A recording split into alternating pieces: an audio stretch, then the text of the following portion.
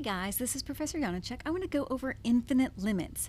Now the idea with an infinite limit is that as x approaches some value a, the function f of x becomes arbitrarily large. We can write that, and it might make a little more sense when you see the notation. The limit as x approaches some value, so x is going to a specific number, however the function f of x is going to something very large, so we'll say infinity. Now, I want to point out that this limit technically does not exist. However, we can describe how it doesn't exist. It doesn't exist because it becomes a very, very large value. Now, this could also work if f of x is negative. Then we actually look at its magnitude or its absolute value. That's the part that's becoming arbitrarily large. So it's getting very large, but in a negative direction. And in that case, the notation is that the limit as x approaches a, again, x is going to a specific number, but our function value is going in the negative infinite direction. So let's take a look at a few examples. So here we have the limit as x approaches 1 of x over x minus 2 quantity squared. I'm sorry, x squared minus 1 quantity squared. Notice I've got the graph over here. A few things about the graph. There are asymptotes at -1 and +1. Now I don't just know this graph off the top of my head. I did take a moment to go through some of my algebraic techniques for graphing. And so yeah, I also knew that there was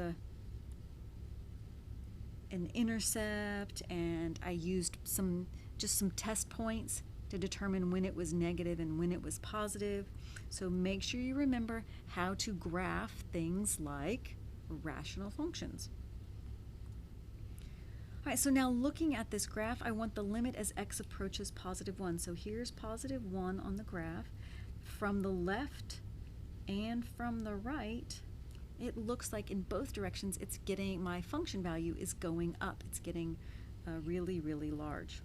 So we can say that this graph, this limit is equal to +infinity. Now for example 2, we're taking the limit as x approaches -1 of the same function. So in this case, I'm going to -1. Well, here's -1 on the graph.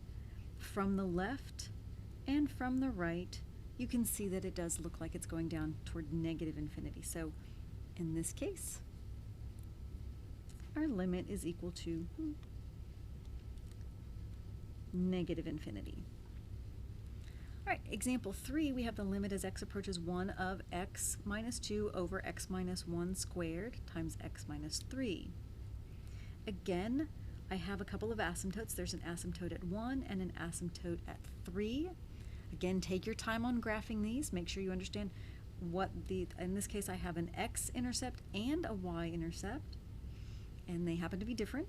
But then also make sure you know how to figure out, using test points if you need, where it's positive and where it's negative.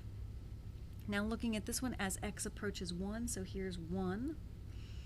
As we approach 1 from the left and from the right, it's going in the positive direction, and it looks to be going to +infinity. So the limit as x approaches 1 is +infinity. However, for example 4, we're looking at the limit as x approaches 3 of that same function.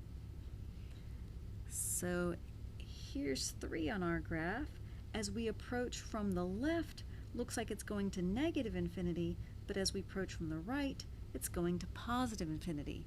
So what do? Do I say that it's equal to positive or negative infinity? Well, in this case, actually, we can't do that. We simply say that this one does not exist.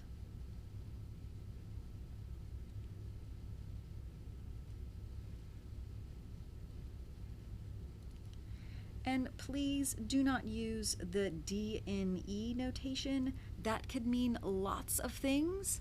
It doesn't take but a second to write out the words, does not exist, and even though we're in a math class, we still like to use words. So please write out the words does not exist. You can even write it in a sentence if you'd like. The limit does not exist is a proper way. This doesn't technically need a period on it. Okay, moving on now to the last example here. We're looking at the limit as theta approaches 0 of the cotangent of theta. So we have to remember what the cotangent graph looks like. That one does also have some asymptotes. I've got 3 of them. It is cyclic, so there are lots more. This continues on in both directions. But don't forget what those trigonometric function graphs look like. If we look at our angle theta approaching 0 from the left as I get close to 0, and y is, again, there's 0 there in the center.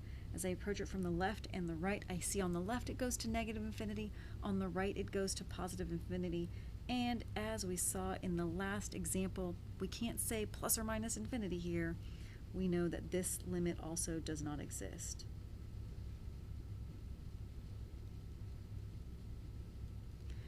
So one thing to make note of on all of this, please, please, please make sure you know how to graph. And you'll notice especially those vertical asymptotes. Actually, I'll just say all your asymptotes.